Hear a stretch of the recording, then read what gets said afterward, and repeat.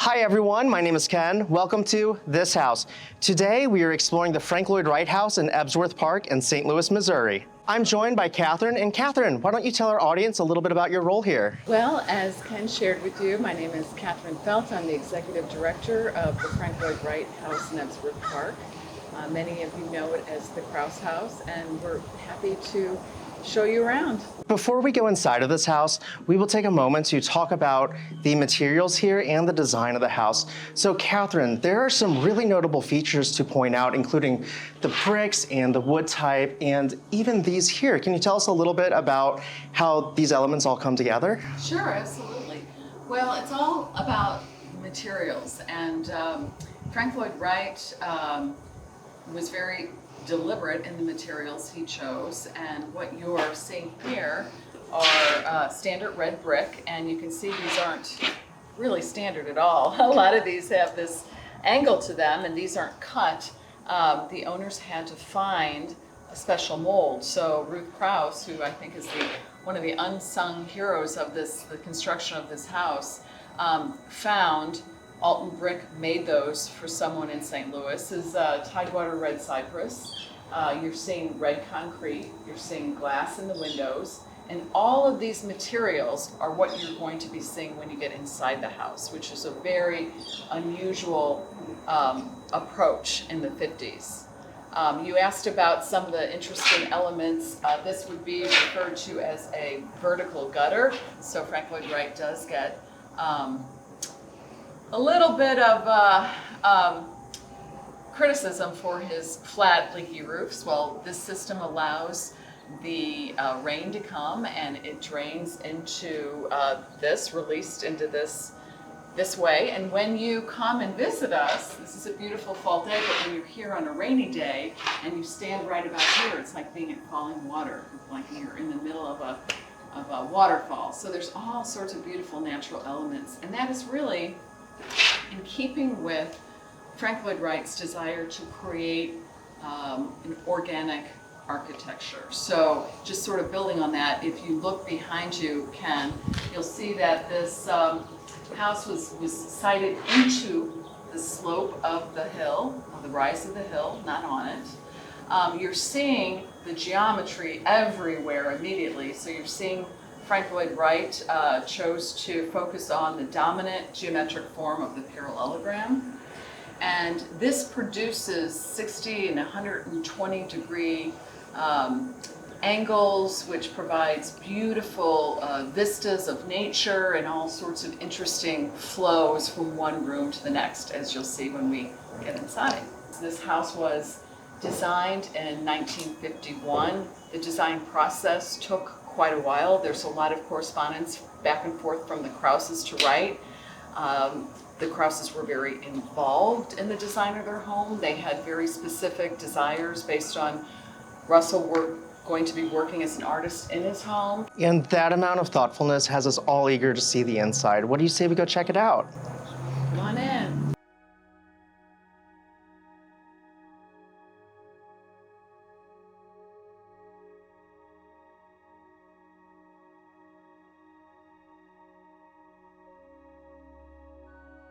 We've just walked inside, and immediately we can feel this kind of compression that Frank Lloyd Wright is really known for. So of course I'm 6'1", and there's not much room here above my head for the ceiling. So let's go ahead and walk on this way. And now it's going to start to open up, and the ceilings start to soar above us. And of course we can see straight through to the end of the house. And this really helps to make the space look larger. And as we make our way through this house, we start to see really these design elements that are called into being by the parallelograms that were used in the geometry. So we can go ahead and make our way on through here. And this brings us to the main living space. And Kathryn, there are just some amazing elements in here. And as I understand, this is all original to the house, correct? It is, it absolutely is. And in this room, we can very clearly see the geometric form, the geometric grid that this house is designed on. So you can see the outline of the parallelogram, and that informs everything about this house. You can see it goes all the way up through the bookcases and all the way up to the board and bat ceiling. And this carries throughout the house, as we'll see. What you can appreciate from this vantage point also is the influence that Japanese architecture, design, and lifestyle had on Frank Lloyd Wright. So you're seeing the built-in low-slung seating that's built in, origami chairs. Again, all these are the original furnishings designed by Frank Lloyd Wright. All this furniture is modular, so it can be changed and moved around the room. We have an extremely unusual element here, which are the stained glass light panels. So in a Usonian home, because the focus would be on minimizing extra expenses, you would not see that. And Frank Lloyd Wright had not designed stained glass for a house since Hollyhock in Los Angeles. So because Russell Kraus was a stained glass artist and he had done multiple stained glass installations in churches all over the country, he presented this design to Olga Vanna, Frank Lloyd Wright's widow, and it was approved. So this is the only Usonian home that has stained glass. Some of the other unique elements include the Taliesin 3 lamp right here, where in other Usonian homes that have these kind of lights, you may see squared off light shades. These are elongated hexagons, which is, as far as I know, there's no other version of this that exists. And this is actually suspended from the ceiling. It's not connected to the table, is it? It's not. This is a Taliesin 3 lighting fixture, again with that very unique, one-of-a-kind, elongated hexagon. And you can see that it's attached at the top, so it's not connected with the table. And the intention there is for this dining room seating to be able to move to any place in the house. Again, as you pointed out, Ken, you're feeling just this cumulative effect of this Tidewater red cypress, which is giving us a glow. It's midday, it's a little bit overcast, so you have that warmth coming through. As I suggested when we're outside, you see the brick and the Cherokee red concrete. Cherokee red was Frank Lloyd Wright's favorite color, so that is not a unique element. You'll see that a lot in his homes. And what we love, especially the children, when they get to take off their shoes, is this is what radiant heat, what Frank Lloyd Wright would call gravity heat. So the kids get to feel the heat rising from the floor, and that's a real treat. When we're standing here, we left the door open. I think we both appreciated that fall breeze and just the nature of the turn of the season. And of course, that was all anticipated and built into the design. So Frank Lloyd Wright designed this house to be sited into a native persimmon grove. So it's right about this time where the trees get heavy with persimmons and they drop. And it's just at nighttime, and when the light filters through, it's like these beautiful orange orbs that are just sort of circulating outside. But again, Frank Lloyd Wright wanted the Krauses to be able to feel when they were sitting in this room that they were sort of sitting just among nature and in this grove of trees. This is another element. This is a mitered window, and again, Frank Lloyd Wright's wanting to really take as many restrictive elements away from connecting interior and exteriors. When we talk about the uniqueness of having all the original furniture, another thing I want to point out is these textiles. So these are original, and a Taliesin fellow came to St. Louis to help the Krauses, put the finishing touches on their homes. And so the selection of the seat cushions, the chair cushions, all the textiles that you're seeing, they're original and designed by a fellow from Frank Lloyd Wright's School of Architecture. Over here on this side of the living room and kind of in the middle of the house is this giant fireplace. What can you tell us about the design going on here? Well, of course, it's a dominant part of the room, and it was meant to be, and you'll see this played out in other Usonian homes and in other Frank Lloyd Wright designed homes. You have a special grate here that is informed by the geometry of the house, and You know, we in the restoration period chose to leave sort of the bricks charred and not restore that, because we felt that that really was suggested of the intention of this being a fireplace that's used, that provides warmth and just an ambiance to the room. You know, like all the other places, both outside and inside, Frank Lloyd Wright really wanted to present and promote the horizontal presentation of things. So he had the masons rake this mortar deeper, and then he had this application be flush, so that there is an emphasis on the horizontal application of the brick. And that's the experience you get whether you're outside or inside, which is this is very much part of the earth, part of the place where it should be, nestled into it. So that applies to the interior. That's what influences the interior design as much as the exterior. Another element of this fireplace is that it's, as we stand here, clearly it's a visual anchor, but it also provides very important structural. I mean, this literally is the structural support for the entire design of the house. So Frank Lloyd Wright understood that. The contractors understood that. While visitors may just appreciate this magnificent, beautiful hearth, it's really providing so much more to the overall construction of the house. That's amazing. And the amount of thoughtfulness that went into the design of this house, not only through contextualization, but also through kind of pioneering new construction methods and new ways to balance these elements, both aesthetically and physically, was something that Frank Lloyd Wright is well known for. And it's just great to be able to see this example right here, really bringing the space all together.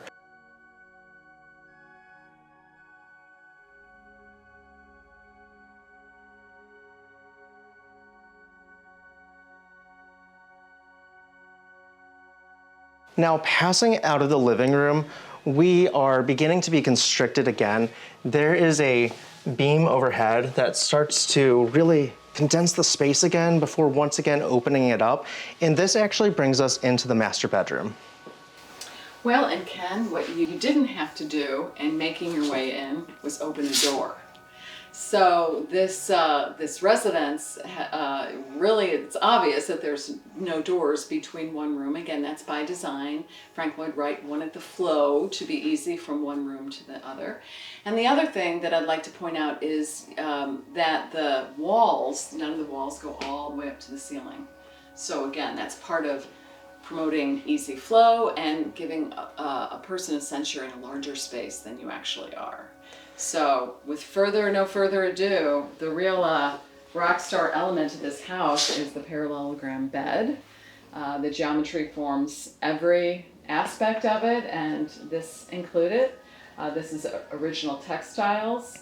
The other just remarkable architectural aspect of this is you can really see where the ceiling boards, which follow the roof line, the complexity on how right here they have to fold into a wood composition, origami-like pleat to fit together. And we know from the documentation that we have that this was very difficult to achieve.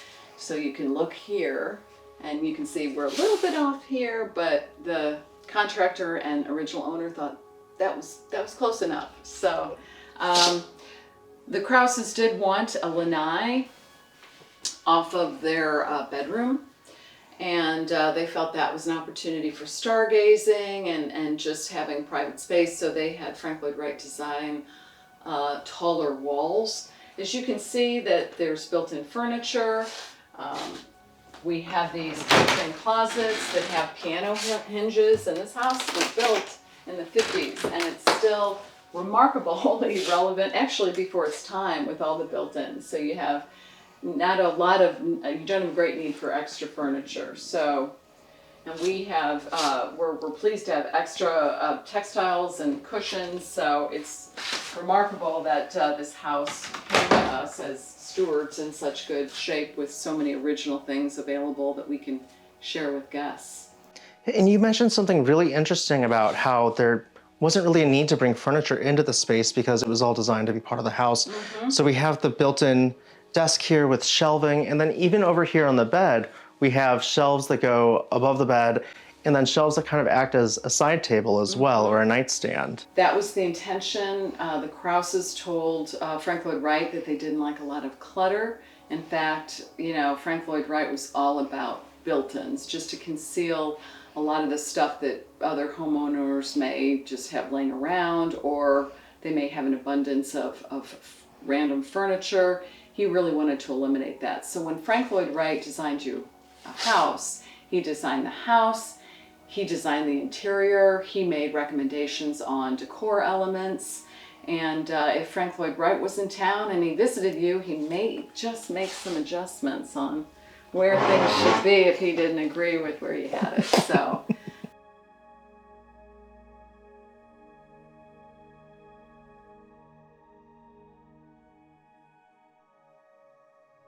Now, passing between the bed and these closets over here, we now come into the bathroom, and this is a pretty tight space.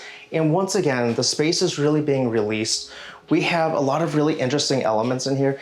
There is a porcelain sink, and it has a stainless steel surround around it. And also, there's something really interesting here. These cabinets, come over here and take a look at this. This one you open out, and then this one actually slides so that you can reach objects in there. Now, as we look up, there is a skylight directly above us, and we've noticed that there's no windows in this room, but there is just incredible lighting in here. And of course, there are other elements that really tie it into that mid-century modern style, such as these red Formica countertops. And over here, there's a full shower, so we can just take a peek inside of here.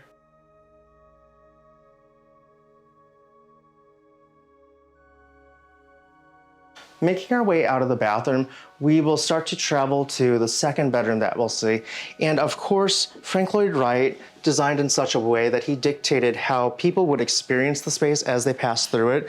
So we can see all of the furniture, the walls, the different elements really guiding our experience here. So let's go ahead and round back through here. And this is going to take us into that first hallway that we first entered the house in. So come on through here. As we round this corner, we are now starting to become squeezed again into this space. But of course, the ceiling, it soars overhead at an angle. And these are those smaller windows that we saw at first on the outside of the house that still allow light to come in, but lend a lot of privacy to the inhabitants. So as we make our way down this hallway, it will take us to a bedroom.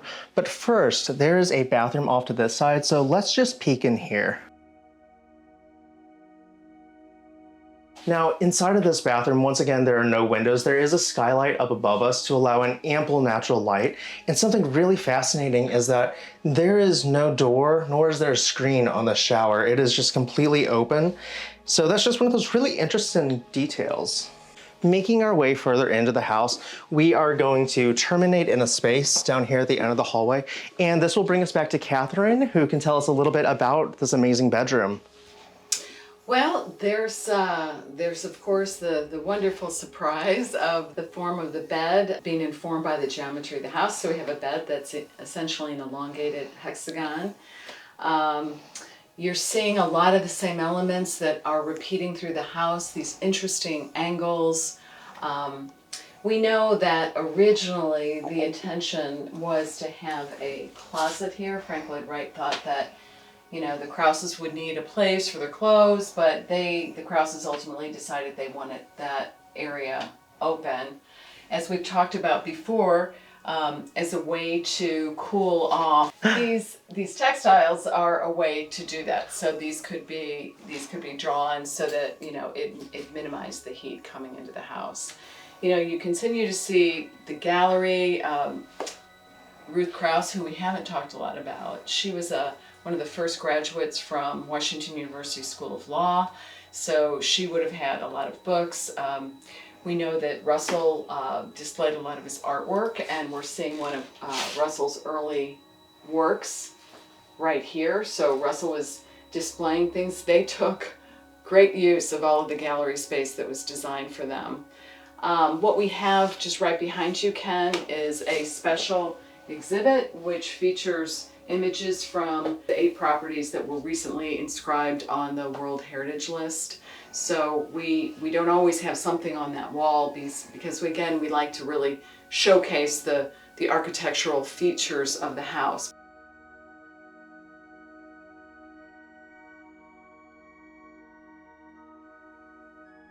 Making our way out of the bedroom, we're now going to go explore the kitchen. So let's go ahead and round the corner here, and this will bring us rotating around the fireplace and into the actual kitchen.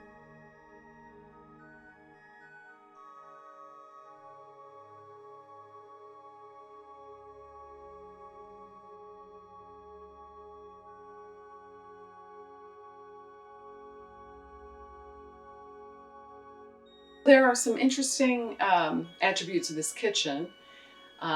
So if you put it in context that this was, built in late 1950s, maybe parts of it early 60s, you're seeing some things that would be pushing the envelope for that time. All of this is original. The countertops, whereas we've seen all the Tidewater red cypress wood in the house, when you get into the kitchen, or the workroom as Frank Lloyd Wright would describe it, you're seeing maple countertops and birch cabinet. You can see that natural light was always a part of the design philosophy. So you're seeing vertical volume, skylights, 2 skylights in the kitchen. You know what? I invite you, Ken, to take a peek out, see the persimmon trees. So you can imagine Ruth Kraus and making dinner, being able to sort of bring the vitality of the outside world inside. What we know about this kitchen is there's some modifications that were made. This right here, Russell Kraus felt like he wanted to pull things out of the oven and have a place, which I think is great. Think about how often we use our large kitchen islands. So that was great. Now, because we have the original plans, we really can understand what creative liberties we're taking in the construction phase. Russell and Ruth Kraus, like a lot of other owners of Usonian homes, really wanted to stay true to the intention of Wright's design. The sentiment would be, who are we to make changes to the greatest architect's thinking? But some were made just from a practical standpoint. So as we move into this room here, which appears to be just sort of a twin space to what we just looked at, this was designed originally to be a utility room. And the Krauses felt and were advised by Lee Patterson, the contractor, that an oil boiler in this space would be noisy, smelly, just not conducive to being so close to the kitchen. So at that point they decided to build it out. They dug out a small area for the boiler to go. Frank Lloyd Wright was not a big fan of attics or basements. I wouldn't call this a true basement, but it accomplished what they wanted, to put the functionality below and to expand the kitchen. More counter space, more drawers. This is Russell and Ruth's original refrigerator. And, from my estimation, it really was an amazing, really insightful change. And again, you have the skylight bringing the natural light into it. And right in the entryway, you're seeing those angled bricks. So it really all comes together to create a dynamic and functional workspace as a kitchen. Making our way out of the kitchen, we're once again really confined. My shoulders, I actually have to squeeze them in to pass through this space, but come on through here, and we are now going to go into the 3rd bathroom, and this is just a powder room. Now, it has all of the same finishes that we've been seeing in the bathroom so far, but check this out. This is really awesome.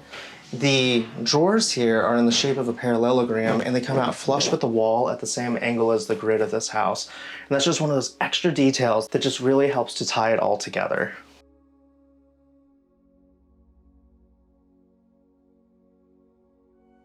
Passing out of the bathroom, we're now going to walk into the studio, and we're back here with Kathryn. And Kathryn, this skylight is amazing. This room just really lights up in here.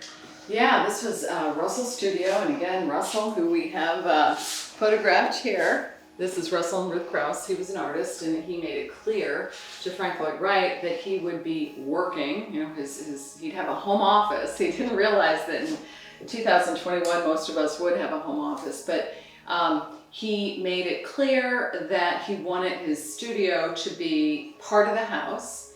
So there were some changes made to the original floor plan where the house, the tool shed became the shed, and then the studio became part of the house itself.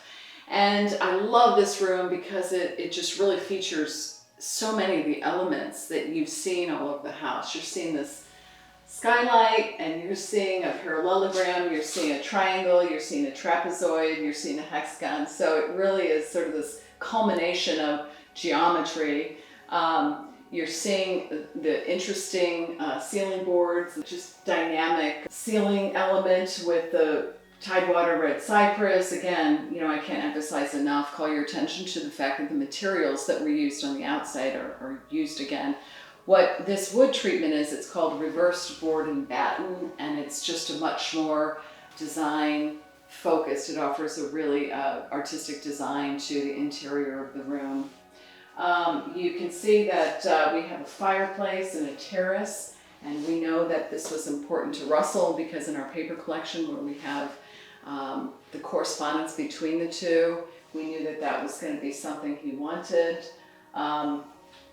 Again, the natural light, the mitered windows, all designed to bring in natural elements. And from an artist's perspective, with Russell doing his work here, that really must have promoted creativity. And I can imagine he really flourished as an artist with a place like this to work from. I know he was very appreciative, and a lot of people asked him out of all this interesting space, what was his favorite? And he would say, his studio. Some of the things you're looking at here were built by Russell Kraus. He knew what office furniture, loosely defined, he would need. So we have this table that he used a lot that, the drawers go both ways. Our visitors find that very interesting. So I'm not exactly sure what Russell kept in here, but what we kept in here is plans. So we share with our guests the plans. We have the original plans when we bought the house and did a major restoration by John Eifler, who was a Frank Lloyd Wright leading restoration architect. We have both these plans, and right here you can really see how this house is based on intersecting parallelograms and how the geometry really all works together. So we have this great space, and we like the fact that we understand that it was used for so many years to support an artist. Now we are in a position to use it to sort of make final comments about the art, the geometry, the architecture, the design elements with our guests. And we have significant documentation on all phases, the design, construction, restoration. And so it's just a real delight to have so much of that available, because so many other public sites have lost some of that over the years.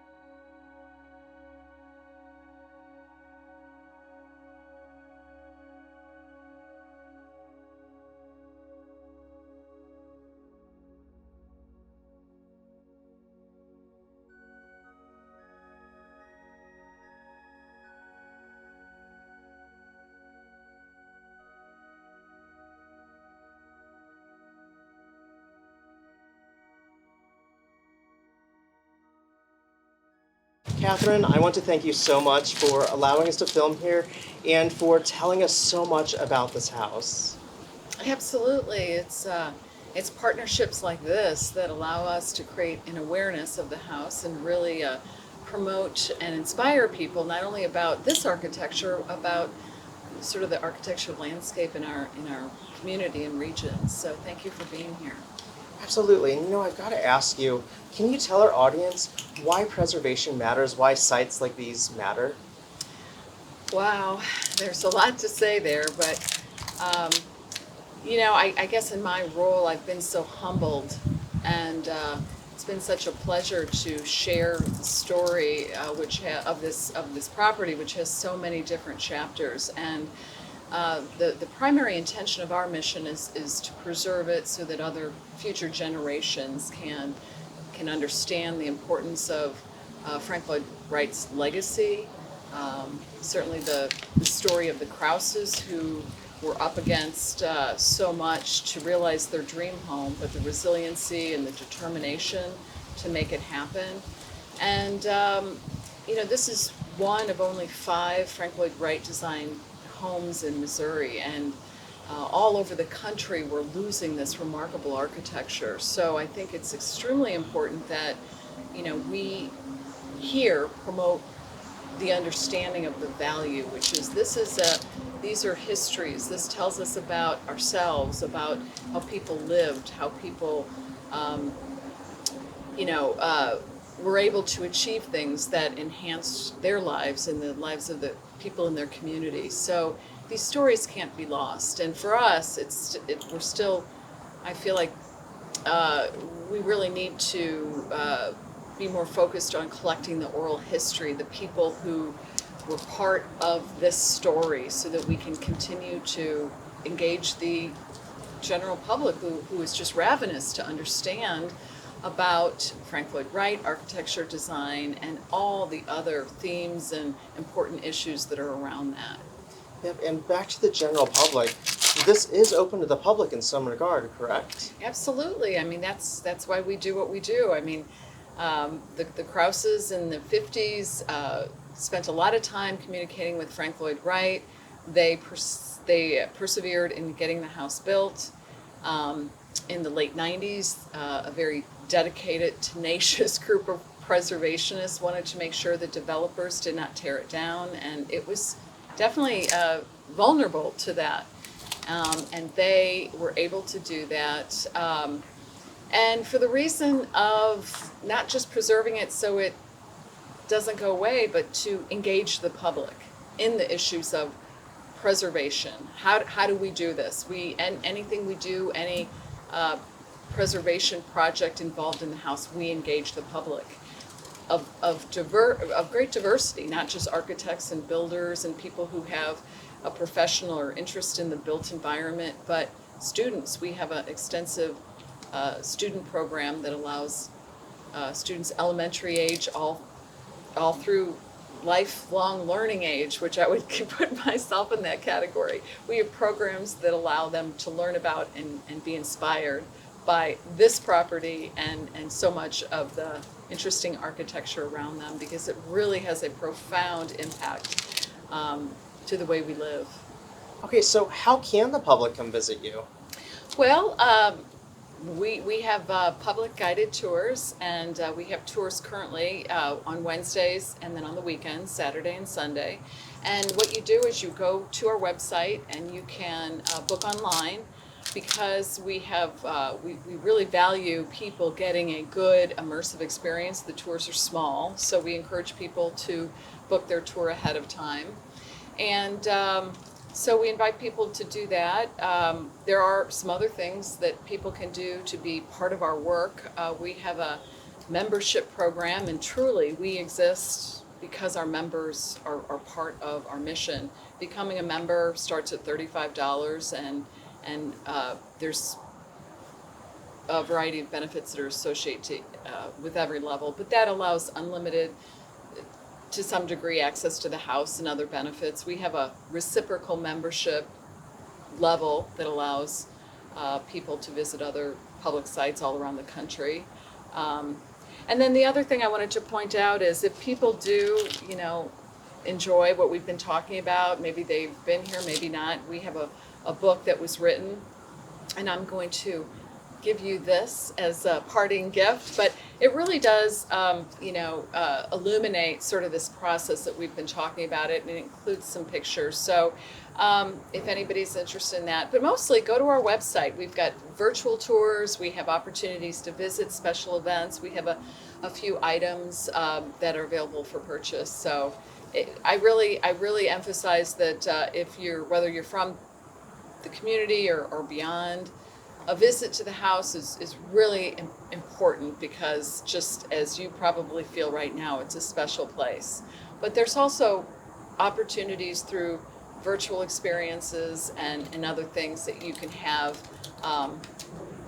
You can have a sense of how magical the place is through a virtual tour or experience. So we encourage everyone to take advantage of that. That's wonderful, and I think the mission is just fantastic.